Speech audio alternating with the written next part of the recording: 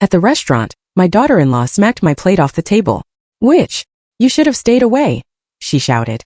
Everyone went quiet, and my son just sat there, saying nothing. That Monday, she got a letter from the lawyer. Her bank account was frozen. I can still hear the shattering sound, not just of the china plate crashing to the floor, but of my heart breaking right along with it. In that moment, surrounded by strangers, my own son sat silent, and I knew everything had to change. It was my 60th birthday, and I'd been so incredibly excited for this dinner. Carlton, my only son, had actually called to invite me after months of unanswered calls and hurried conversations. I truly thought things were finally changing between us. I spent hours getting ready, putting on my best dress, the pearl necklace Robert had given me before he passed away 5 years ago. I arrived at Bellini's, a fancy Italian restaurant I couldn't really afford, clutching a small photo album I'd put together, pictures of Carlton growing up. Silly me. I thought we might look through it together over dessert. The tension was palpable from the moment I sat down. Harlo, my daughter-in-law, barely acknowledged my presence, typing furiously on her phone. Carlton seemed nervous, constantly checking his watch. Still I tried. God knows I tried. "How are the children?" I asked, desperate to hear about my grandchildren. I hadn't seen them in almost 8 months. "They're fine," Harlo snapped, not bothering to look up. I persisted, smiling through the pain. "I brought a little gift for Emma's birthday next week. I hope she'll like it." That's when Harlo finally looked at me, her eyes cold as ice. "We already told you, Bessie. Emma has too many toys. She doesn't need your cheap trinkets."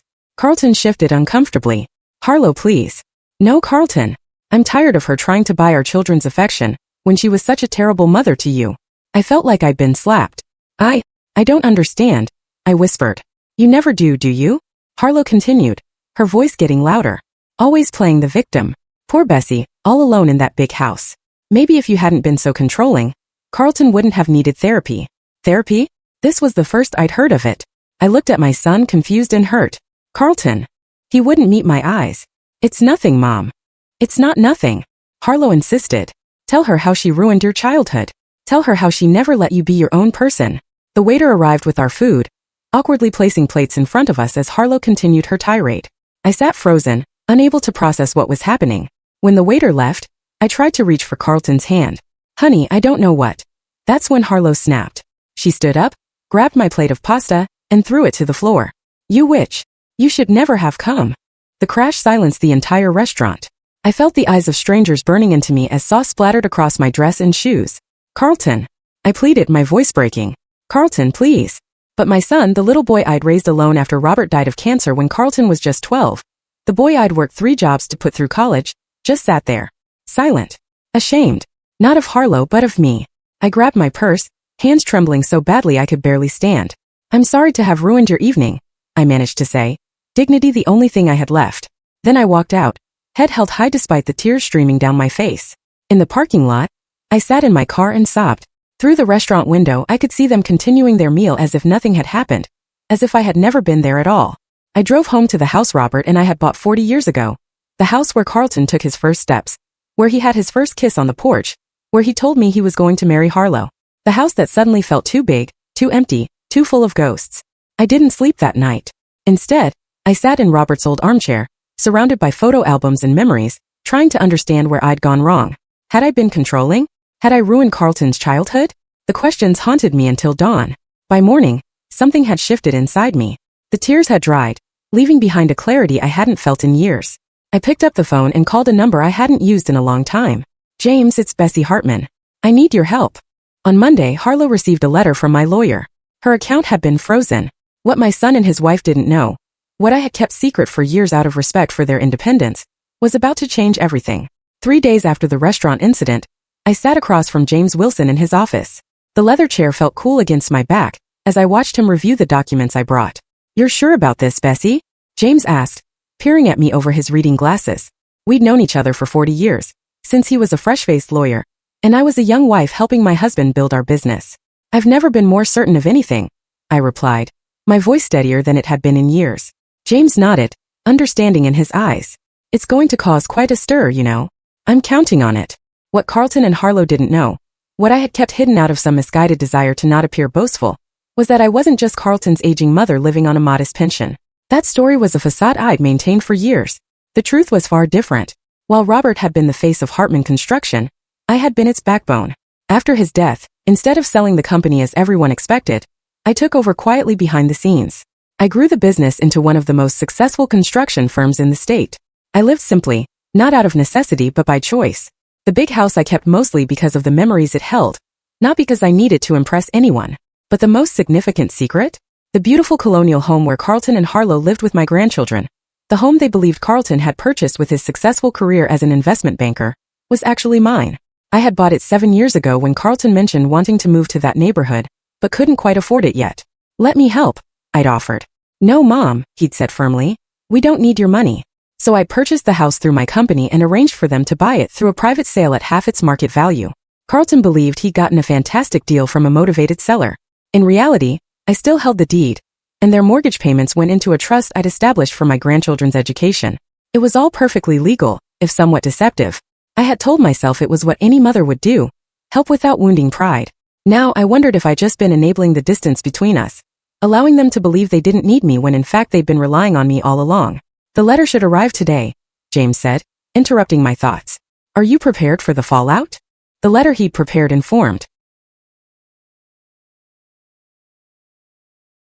Harlo that the credit card she'd been using, a card she believed was linked to a special account Carlton had set up for her, was actually supplemented by me every month. When she maxed it out on designer clothes and spa treatments, it was my money covering the difference. Carlton didn't know. He assumed his salary covered their lavish lifestyle. It didn't. I'm prepared, I said, though my heart ached at what was to come. It's time for some honesty in this family. I left James's office and drove to the small cafe where I often went to think. As I sipped my tea, my phone rang. Carlton's name flashed on the screen. I answered, keeping my voice neutral.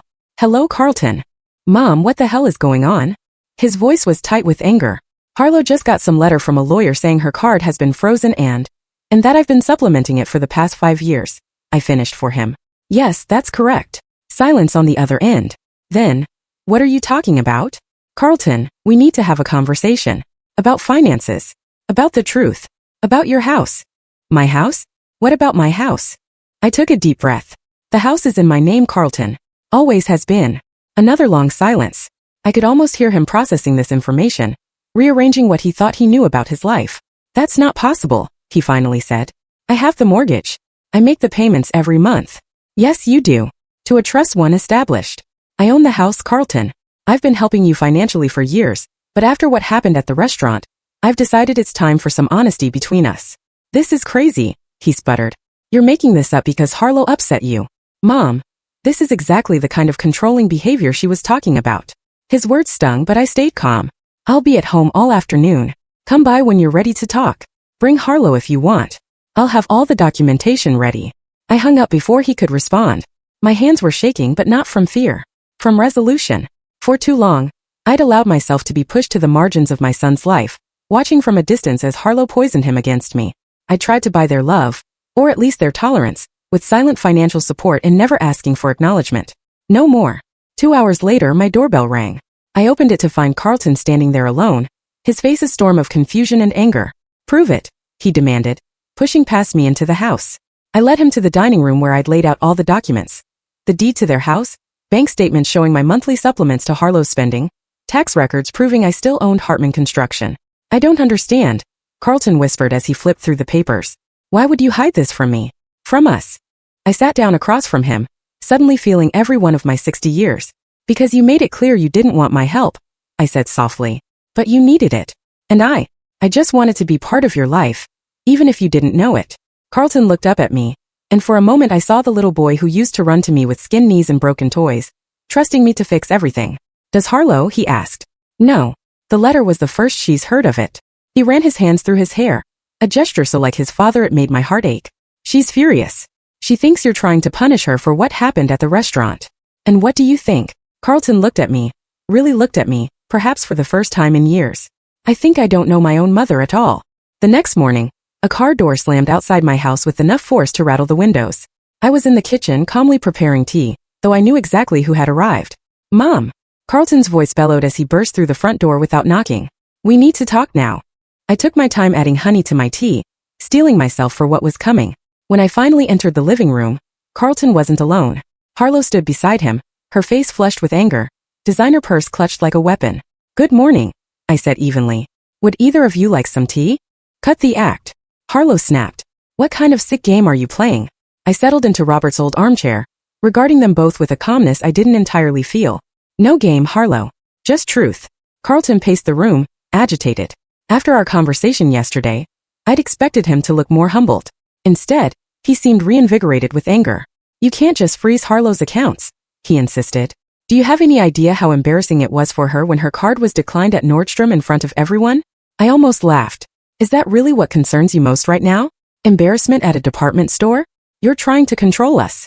Harlo interjected. Just like you've always tried to control Carlton. He told me all about his childhood, how you suffocated him after his father died. I set my teacup down, the gentle clink against the saucer a stark contrast to the tension in the room. Is that what you believe, Carlton? That I suffocated you? He stopped pacing, his hands curling into fists. You never let me make my own decisions. Every time I wanted to do something, play football, go away for summer camp, even my choice of college, you had to weigh in. I weighed in because I was your mother, I said quietly. A single mother trying to raise a son and run a business after her husband died. I wasn't perfect, Carlton, far from it. But everything I did was out of love for you. Love. Harlo scoffed. If you loved him, you wouldn't manipulate him like this. I fixed my gaze on her. Like what exactly? By helping you maintain a lifestyle you can't afford? By giving you a house you couldn't otherwise live in? We don't need your money. Carlton insisted. I make more than enough. No, you don't, I interrupted, surprising even myself with my directness. Carlton, your salary is substantial, but not enough for the way you and Harlo live. The house alone would consume nearly 70% of your take-home pay, if you were actually paying market rate for it. I reached for a folder on the side table and handed it to him. These are your financial records for the past 5 years. The withdrawals, the credit card bills, the investments that somehow never seemed to mature. He reluctantly took the folder, his hands shaking slightly as he opened it. This can't be right. We don't spend this much on. What is luxury boutique services? Harlo quickly moved to close the folder. It's nothing. Your mother is obviously making things up to come between us. Am I? I asked softly. Carlton, I've known for years that Harlo has been manipulating you. I stayed silent because I didn't want to lose you completely. Every time I tried to get close, she found a way to push me further away, made up stories about things I supposedly said or did. That's not true. Harlo's voice rose to a near shriek. Remember when you thought I refused to attend Emma's christening? I was never invited. Or when you believed I criticized your parenting at Thanksgiving? I wasn't even there. Carlton looked between us, doubt clouding his features. Mom, Harlo wouldn't. She would, and she did. I continued firmly. And I let it happen because I was afraid that if I confronted her, I'd lose any chance of seeing you or my grandchildren. So instead I helped. Silently. I bought your house. I supplemented your income. I kept your lifestyle afloat while Harlo systematically cut me out of your lives. Harlo grabbed Carlton's arm. She's lying. She's always been jealous of me, of us. She can't stand that you chose me over her. I couldn't hold back a sad laugh. Oh, Harlo, it was never a competition. At least, it shouldn't have been. Carlton shook off Harlo's grip, a new weariness in his eyes as he looked at his wife. What is luxury boutique services? He repeated. Harlo's cheeks flushed darker. Just some spa treatments, you know. I need to look my best. I stayed silent, letting the moment unfold. Carlton turned to a specific page in the folder, his finger tracing down a column of figures. $15,000 in spa treatments in 1 month? His voice was incredulous. There's a very exclusive retreat in Arizona, I supplied quietly. They're known for their discretion and their plastic surgery. The color drained from Harlo's face. You spied on me. No. I review all financial transactions related to my accounts. The credit card you've been using is linked to me, remember? I simply read the statements. Carlton turned to another page, his movements becoming more frantic. What about these withdrawals? $10,000 here, $15,000 there. I don't know what those are for, I admitted. Perhaps Harlo can explain. The tension in the room was palpable as Carlton turned to his wife, questions in his eyes. For a moment, Harlo looked trapped, cornered. Then her expression hardened. This is ridiculous, she declared. I'm not going to stand here and be interrogated by a bitter old woman who can't accept that her son has moved on. She grabbed her purse and headed for the door, pausing only to look back at Carlton. Are you coming? Carlton stood frozen, the folder still in his hands, clearly torn. She's using money to manipulate you, Carlton, Harlo insisted. Just like she always has. Don't let her come between us. I remained seated, my heart pounding. This was the moment, the precipice. Would Carlton see the truth? Or would he once again choose the carefully constructed reality Harlo had built? He looked at me, and for the first time in years, really saw me. Not the controlling mother Harlo had convinced him I was, but the woman who had sacrificed everything for him. Mom, he began, his voice uncertain. It's your choice, Carlton, I said softly. It always has been. Harlo's face contorted with fury. If you stay here with her, don't bother coming home. The ultimatum hung in the air like a thundercloud. Carlton looked at the folder in his hands, then at his wife, then back at me. I need time to think, he finally said, his voice barely above a whisper. Harlo's laugh was bitter. Unbelievable. She's done it again. She stormed out the door, slamming behind her with enough force to shake the house. Carlton and I were left alone, the weight of decades of misunderstandings and manipulations heavy between us. I never wanted it to come to this, I said quietly. Then why did you? He asked, sinking onto the couch, suddenly looking exhausted. Because sometimes, I replied, love means fighting for the truth, even when it hurts. Carlton didn't stay long after Harlo left. He needed space, he said. Time to process everything. I understood. The foundations of his life had just been shaken. He needed to find his footing again. I spent the next few days in a strange limbo, waiting for the other shoe to drop. Would Carlton come back?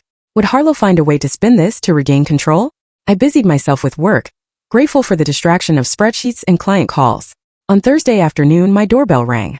I opened it to find Martha Pierce, my oldest friend.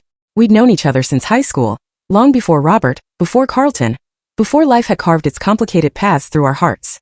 I brought wine, she announced, holding up a bottle of Merlot. You look like you need it. I couldn't help but smile. Martha had never been one for subtlety. That obvious? She followed me into the kitchen, watching as I fetched glasses. Bessie, you've been sending all your calls to voicemail for 3 days. Your yard hasn't been fussed over in a week, and she peered at me closely. You're wearing the same cardigan you had on when I stopped by on Monday. I glanced down at myself. She was right. So, she continued, pouring generous glasses for both of us, are you going to tell me what's going on? Or do I have to drag it out of you?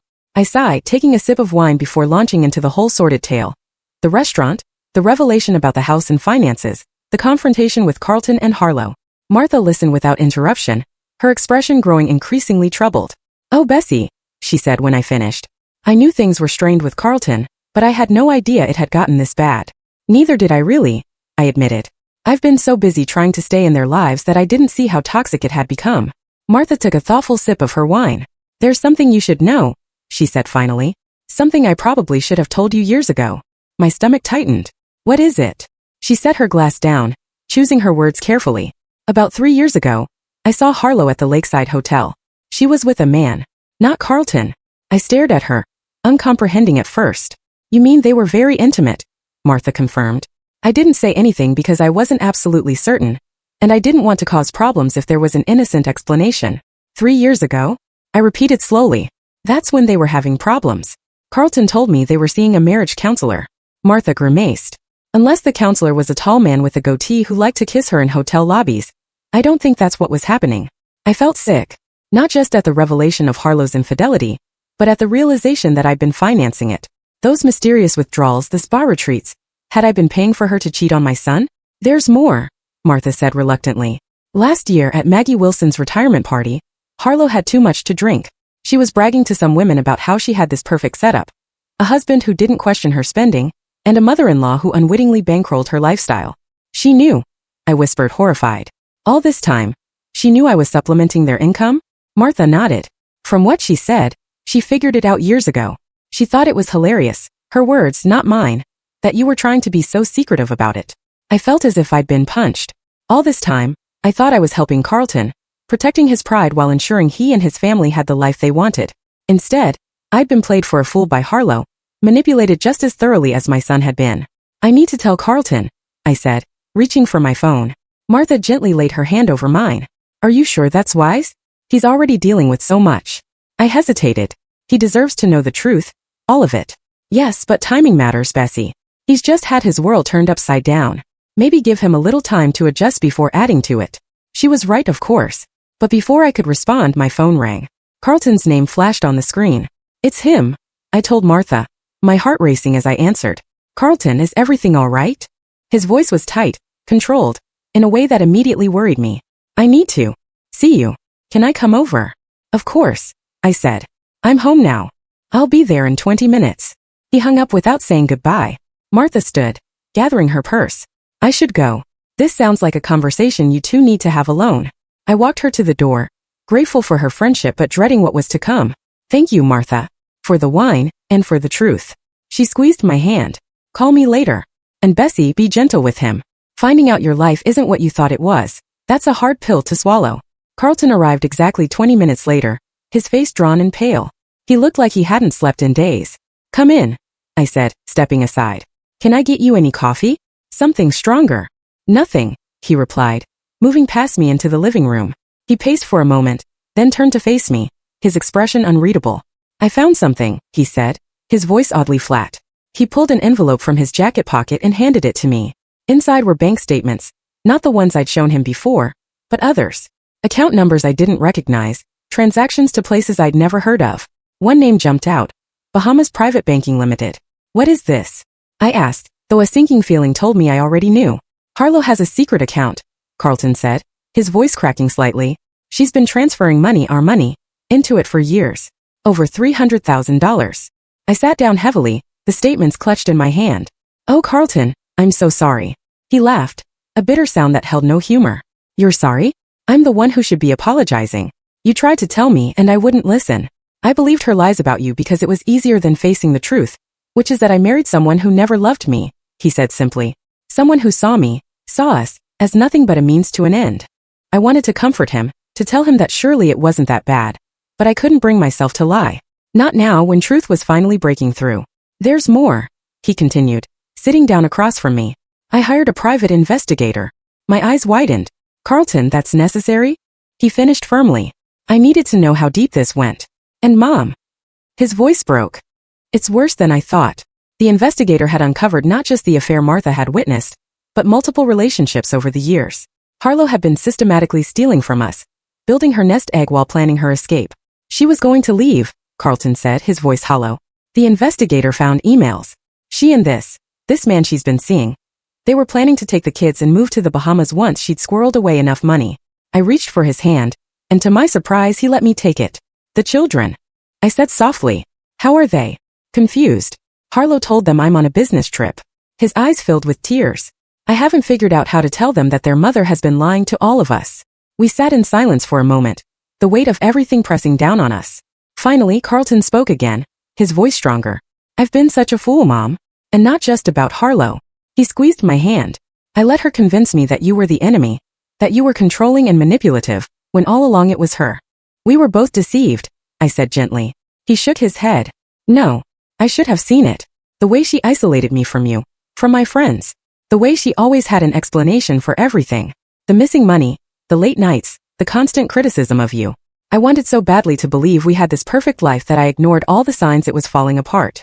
I wanted to tell him it wasn't his fault, but I knew he needed to work through this himself. Instead, I asked, what will you do now? Carlton straightened, a resolve settling over his features that reminded me so much of Robert. It made my heart ache. I've frozen all our accounts. I've contacted a lawyer, not just about a divorce, but about pressing charges for the theft. And Mom. He hesitated. I need to ask you a huge favor. Anything, I said, and meant it. Can the kids and I stay here for a while? Just until I figure things out. For the first time in years, I felt hope flutter in my chest. Of course you can. This is your home too. It always has been. Later that night, after Carlton left to pack some things for himself and the children, I stood in my kitchen looking out at the backyard where he used to play. So much had changed, so much pain had been inflicted. But maybe, just maybe, from these broken pieces we could build something new. Something honest. My phone buzzed with a text from Martha. Everything okay? I thought for a moment before replying. No, but I think someday it might be. 2 weeks later, my quiet house had transformed into a home again. The sound of children's laughter filled rooms that had been silent for too long. Emma, 7, and Jacob, 5, brought a chaotic energy that both exhausted and invigorated me. Grandma, watch this. Jacob called, executing a wobbly somersault in the living room. Very impressive. I applauded, though my heart skipped a beat as he narrowly missed the coffee table. Maybe we should practice outside next time? Carlton appeared in the doorway, looking more rested than he had in days. Jacob, what did we say about acrobatics in the house? My grandson sighed dramatically. That we saved them for the backyard. Exactly. Why don't you and Emma go see if the sprinkler is still on? It's hot enough. The children didn't need to be told twice, racing outside with whoops of excitement. Carlton collapsed onto the couch beside me. I don't know how you did it, raising me alone all those years. I smiled, patting his hand. One day at a time. Sometimes, 1 minute at a time. He nodded, staring out the window where his children were now running through the sprinkler, their delighted screams carrying through the open windows. The divorce papers are filed, he said quietly. Harlo's lawyer reached out yesterday. What does she want? Everything, he said with a mirthless laugh. The house, custody of the kids, alimony. She's claiming I turned you against her, and that you're using your financial position to punish her. I shook my head, unsurprised. And what did your lawyer say? That she doesn't have a leg to stand on. The financial records clearly show she was stealing from us. Plus, he hesitated, then continued, the private investigator found more evidence of affairs. Multiple affairs, Mom, going back years. I squeezed his hand, saying nothing. Some wounds were still too fresh for platitudes. I just keep thinking about all the signs I missed, he continued. All the times I defended her to you, convinced she was right and you were trying to control our lives. I was so blind. We see what we want to see sometimes, I replied gently. Especially when it comes to people we love. He looked at me, really looked at me, perhaps for the first time in years. I'm sorry, Mom. For everything. For believing her lies about you. For shutting you out. For the way she treated you at the restaurant. You don't need to apologize. Yes, I do, he insisted. I was wrong. And I've spent too many years letting Harlo come between us. I felt tears sting my eyes. Well, we're here now. That's what matters. Outside, Emma let out a particularly loud shriek as Jacob aimed the sprinkler directly at her. Carlton smiled, a genuine smile that reached his eyes. They've missed you, he said. Even though Harlo limited their time with you, they've always talked about Grandma Bessie and her cookies and her stories. My heart swelled. They're remarkable children. They are, he agreed. And they deserve better than what they've had. A mother who was more interested in her social standing than their happiness. A father who was too wrapped up in maintaining appearances to see what was happening right in front of him. You're being too hard on yourself, I said firmly. You're a good father, Carlton. Look at how you've handled all this, protecting them, keeping their routine as normal as possible despite everything falling apart. He shrugged, uncomfortable with the praise. I'm trying. It's just a lot. One day at a time, I reminded him. The next morning, while Carlton took the children to their summer day camp, I made a decision. It was time to stop hiding. Time to reclaim my own life. I started with a call to James. I want to go public with my role at Hartman Construction, I told him. No more hiding behind Robert's legacy or male executives. It's time people knew who's really been running things all these years. James didn't sound surprised. About time, if you ask me. The board will support you. They know you're the reason the company has thrived. Next, I called Martha. I'm having a dinner party on Saturday, I announced. Nothing fancy, just a few friends. It's been too long since I entertained. Bessie Hartman, social butterfly. Martha teased. What brought this on? Life's too short to spend it alone, waiting for permission to live, I replied. Will you come? Wild horses couldn't keep me away. By Saturday, my dining room table was set for 8. Martha and her husband, my old friend David who'd recently been widowed, James and his wife, Carlton, and me. The children were having a supervised playdate with friends, giving Carlton a much-needed evening among adults. It felt strange at first, hosting again after so many years of quiet solitude. But as wine was poured and conversation flowed, I felt something inside me unfurling, like a flower too long kept in the dark. To new beginnings. James toasted, raising his glass. And old friends, I added, looking around at the faces of people who had known me, the real me, all along. Later, as we moved to the living room for coffee, David sat beside me on the sofa.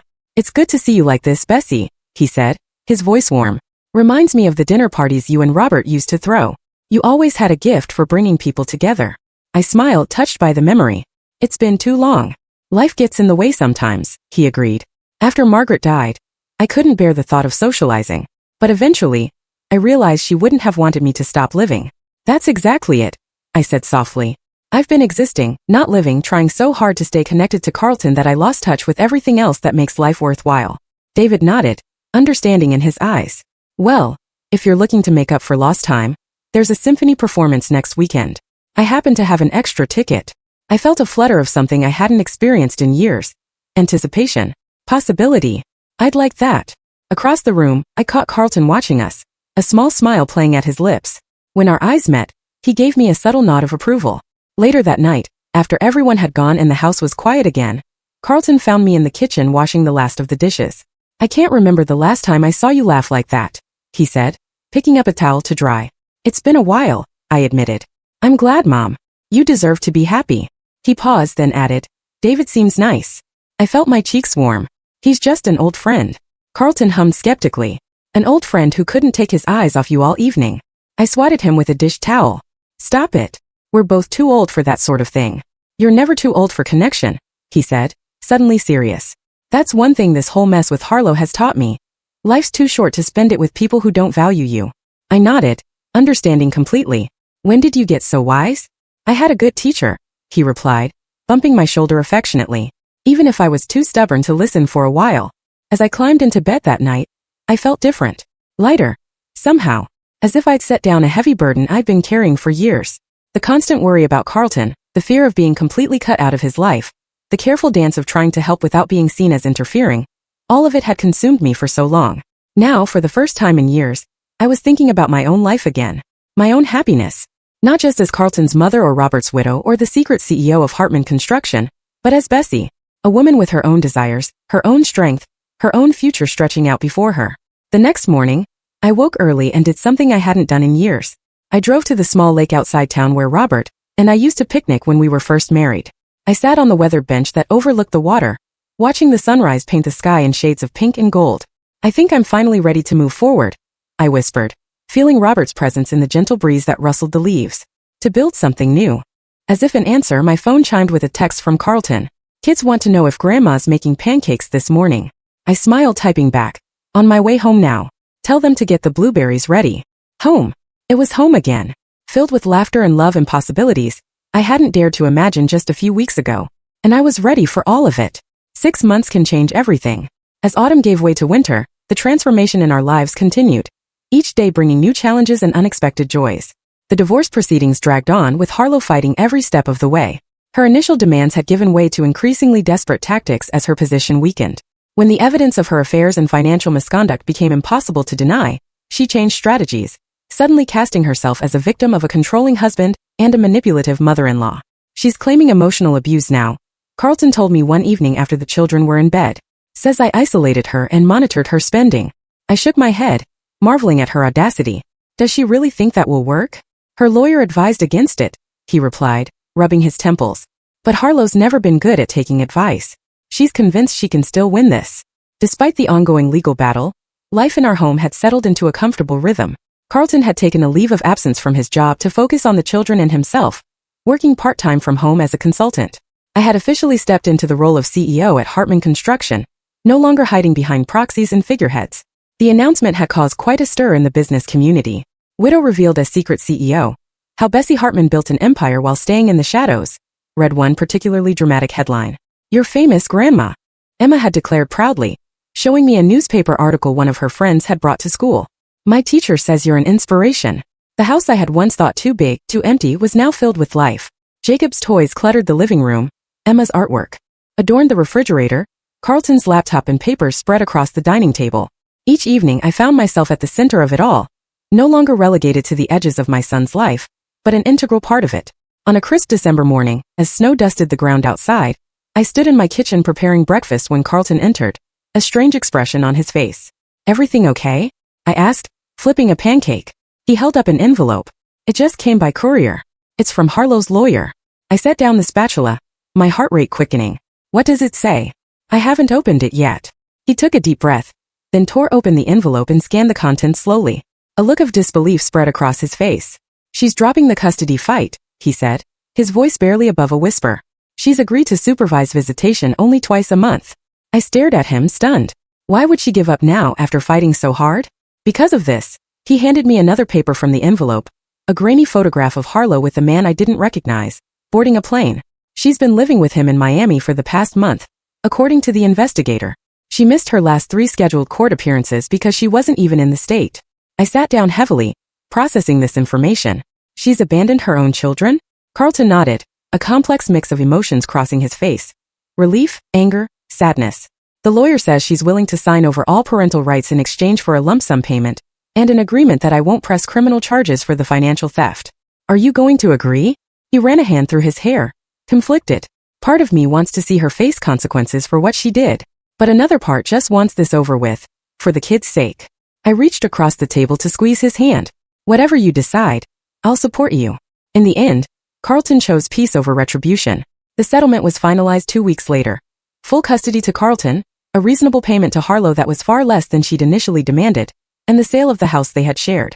What will you do with the money from the house? I asked as we signed the final paperwork at James's office. Put it in a trust for the kids, Carlton replied without hesitation. It's their future, not mine. James smiled approvingly. I can help set that up. And Bessie, now that this is settled, we should discuss your estate planning as well. I nodded, a decision I'd been contemplating for months finally crystallizing. Yes, there are changes I want to make. That evening, while the children played in the backyard, Carlton and I sat on the porch watching them, mugs of hot chocolate warming our hands against the winter chill. I've been thinking, he said, breaking a comfortable silence. We should move out. Find our own place. I felt a pang of disappointment, though I tried not to show it. Oh well, of course. If that's what you want.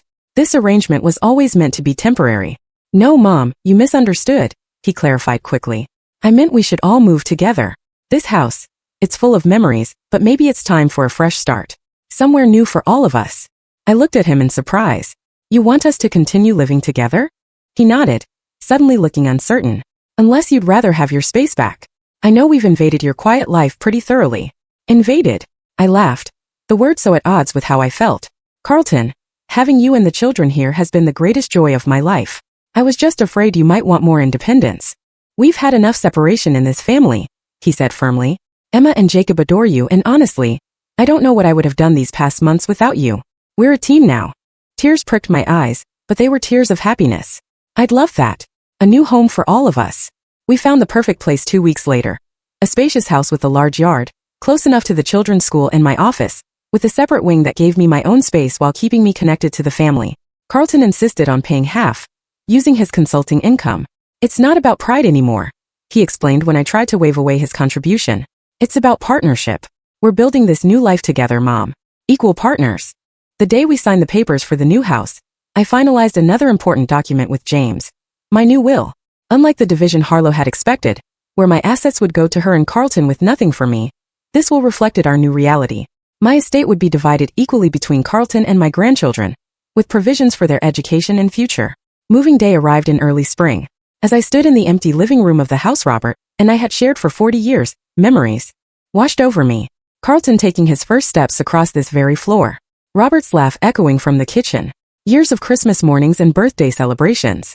Quiet evenings alone after they were both gone from my life. Ready, Mom? Carlton asked from the doorway, Emma and Jacob peering around him curiously. I took a deep breath and nodded. Ready. Our new home welcomed us with bright open spaces and possibilities. We spent that first weekend unpacking and arranging, making the house our own. David came by with a housewarming gift, a beautiful wind chime for the back porch, and stayed for dinner, his easy conversation and warm laughter fitting seamlessly into our family circle. That night, after the children were asleep and Carlton had retired to his room, I sat alone on the new back porch, listening to the gentle sound of David's wind chime in the spring breeze. The stars above seemed especially bright, as if celebrating with us. My phone buzzed with a text. Martha, how's the new place? I smiled, typing back. It feels like home already. Her response came quickly. Of course it does. Home isn't a place, it's the people you share it with. She was right, of course. For years, I had clung to the past, to the physical reminders of what my family had been. I had tried to buy my way into Carlton's life, silently supporting him financially while accepting emotional scraps in return. But real connection couldn't be purchased. Real family couldn't be maintained through secret bank transfers and silent sacrifices. It required honesty, vulnerability, and the courage to speak difficult truths. The path to where we were now had been painful. There had been moments of heartbreak so acute I thought I might not recover. But through it all, something stronger had emerged. A relationship with my son based on mutual respect and genuine understanding, not obligation or manipulation. And beyond that, I had reclaimed myself. No longer just someone's mother or widow, but a woman with her own identity, her own strength, her own future stretching out before her. The house Harlo had coveted so desperately was sold. The control she had wielded over our family was broken. The secrets that had kept us isolated from each other were exposed to light and air, allowing healing to finally begin. I looked up at the stars once more, feeling a profound sense of peace settle over me. The fortune I had hidden for so long was now being used openly to build something far more valuable than any material possession. A family bound by love and truth, not secrets and obligation. In the end, what Harlo had failed to understand was that the true wealth was never in the house or the bank accounts. It was in the connections we built, the trust we earned, the love we shared. And that was something no one could ever take away from us again. Now I'm curious about you, who listened to my story. What would you do if you were in my place? Have you ever been through something similar? Comment below, and meanwhile, I'm leaving on the final screen 2 other stories that are channel favorites, and they will definitely surprise you. Thank you for watching until here.